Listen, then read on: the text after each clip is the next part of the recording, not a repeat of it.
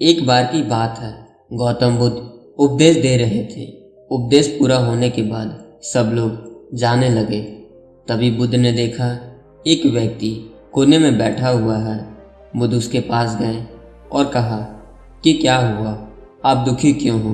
व्यक्ति ने कहा, आप बहुत अच्छा उपदेश देते हो जिससे सुन लोगों का मन शांत हो जाता है, लेकिन मेरा मन अभी भी बेचैन है, शांत नहीं हुआ। बुद्ध मुस्कुराए और बोले, इस दुनिया में किसी के मन को शांति नहीं है। कुछ लोग सोचते हैं कि उन्हें शांति मिल गई। वो भूल जाते हैं कि जो शांति आज उन्हें मिली है कल उनसे छीन ली जाएगी और फिर से वो अशांत हो जाएंगे। और कुछ लोग जिनके पास शांति है वो आगे का सोच सोचकर अशांत हो जाते हैं कि ये शांति चली जाएगी। तुम किस बात से अशांत हो? व्यक्ति ने कहा, हे बुद्ध, मुझे एक गंभीर रोग है। वैद्य ने कहा कि मेरे पास केवल 7 महीने हैं, जिसमें से 3 महीने खत्म हो चुके हैं। मेरे बाद मेरे माता पिता, बीवी, बच्चों का क्या होगा? ये बात मुझे अशांत कर रही है। इसी बात को सोच सोचकर मैं परेशान रहता हूँ।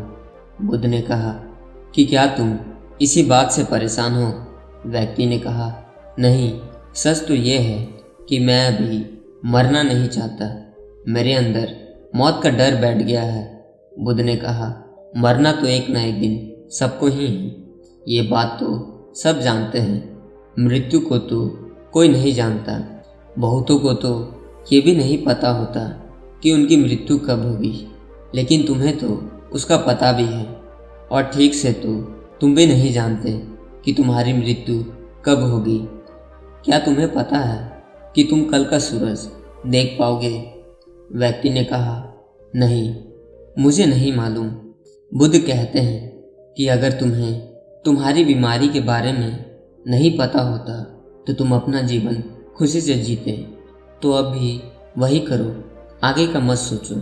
अपने आप को भरपूर जियो, खुशी से। जो जीवन शेष है उसे जियो, जो मिल रहा है उसे स्वीकार करो। व्यक्ति बोला, अभी तो मैं सिर्फ 35 वर्ष का हूँ। मैंने अभी जीवन ठीक से देखा भी नहीं। मैं अभी कैसे मृत्यु को प्राप्त हो सकता हूँ? बुद्ध ने कहा, क्या तुम्हें याद है कि तुमने 35 वर्ष कैसे निकाले? कब ये समय बीत गया? नहीं ना। तुम्हें कुछ खास पल ही याद होंगे। एक एक दिन तुम्हें नहीं मालूम होगा तुमने कैसे जिया, क्योंकि तुमने अपना जीवन होशपूर्वक कभी जिया ही नहीं। अगर तुमने अपना जीवन होश में जिया होता तो ये 35 वर्ष तुम्हारे लिए 35,000 वर्ष के बराबर होते और प्रत्येक दिन तुम खुशी से जीते। लेकिन तुमने सारा समय नष्ट कर दिया और अब मृत्यु के समय भाग रहे हो। जीवन और मृत्यु दोनों ही उपहार है।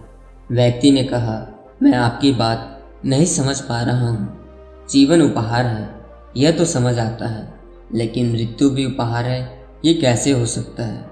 जब ये व्यक्ति और बुद्ध बातें कर रहे थे तभी व्यक्ति के पिता वहाँ पहुँच गए और उनकी बातें सुनी। बुद्ध ने कहा, वास्तव में मृत्यु जागरण है।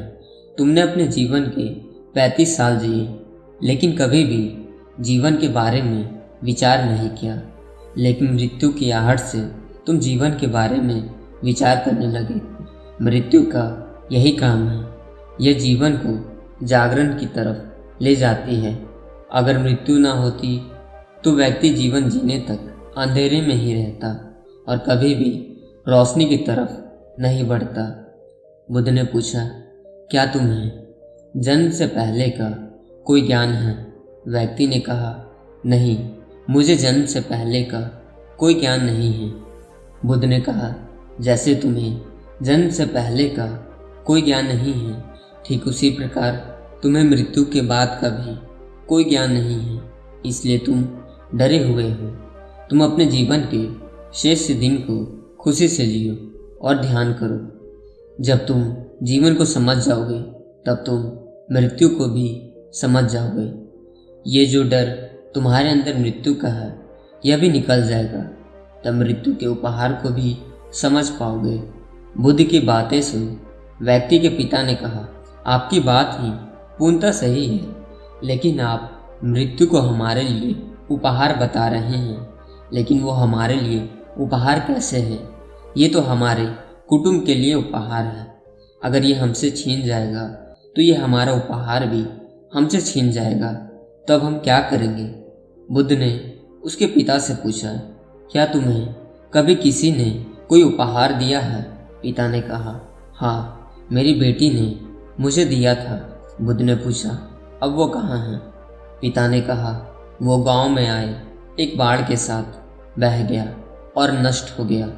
बुद्ध ने कहा, क्या इससे तुम्हारा बेटी के प्रति प्यार कम हो गया? पिता ने कहा, नहीं, वो क्षण मुझे आज भी याद है जब मेरी बेटी ने मुझे वो उपहार दिया था। वो उपहार मैं कभी भी नहीं भूल सकता। वो मेरी पुत्री ने मुझे पहली बार दिया था, वो हमेशा मुझे याद रहेगा। बुद्ध ने कहा, ठीक इसी प्रकार तुम्हारा बेटा भी तुम्हारे साथ रहेगा। उसके जाने के बाद आपने कितना जिया यह मायने नहीं रखता। खास बात यह है कि हम जो जीवन जीते हैं उसे पूर्ण रूप से जागरूक होकर जीना चाहिए। व्यक्ति ने कहा, आप सही कहते हैं, लेकिन मेरे बाद मेरे परिवार का क्या होगा? बुद्ध ने कहा, क्या तुम उनके लिए कुछ कर सकते हो? व्यक्ति ने कहा, शरीर से तो मैं अब कुछ भी नहीं कर सकता।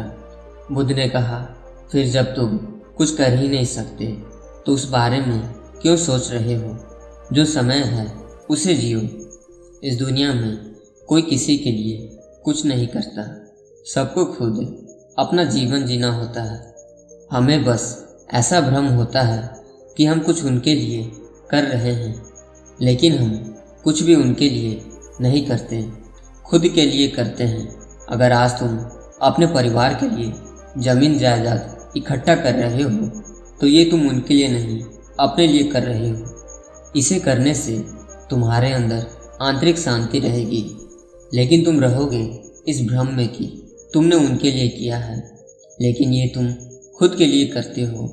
अगर तुम उनके लिए कुछ भी नहीं करोगे तो भी उनके जीवन में कोई खास फर्क नहीं पड़ेगा, क्योंकि जीवन कभी भी किसी का एक समान नहीं होता, कठिनाइयों से भरा रहता है। जीवन कभी भी आसान नहीं रहा, संघर्ष करना पड़ता है, तभी जीवन चलता है। गरीब व्यक्ति से ज़्यादा परेशान अमीर व्यक्ति होता है। इससे ये पता चलता है कि धन से तो जीवन को सुरक्षित नहीं किया जा सकता, लेकिन पूर्ण रूप से जागरूक होकर जीवन को सुरक्षित किया जा सकता है। ऐसा करने से हम जीवन की सभी कठिनाइयों को समझ पाते हैं, जिंदगी और मौत को समझ पाते हैं और आसानी से जीवन जी सकते हैं।